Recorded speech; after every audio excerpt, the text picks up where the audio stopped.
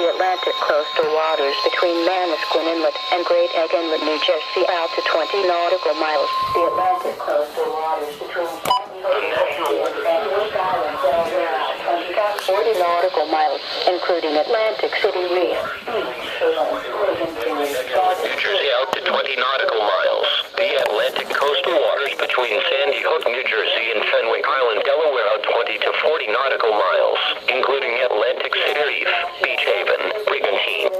Indicated thunderstorms producing strong winds 34 knots or greater 15 nautical miles northwest of Little Lake Inlet, moving east to 20 knots.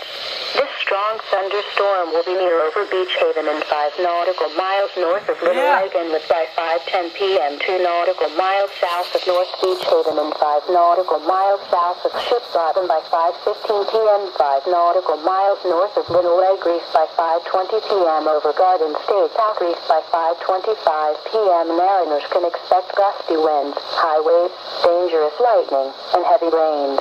Boaters should seek safe harbor immediately until the storm passes. Frequent lightning is occurring with this storm. If caught on the open water, stay below deck as possible, keep away from ungrounded metal objects.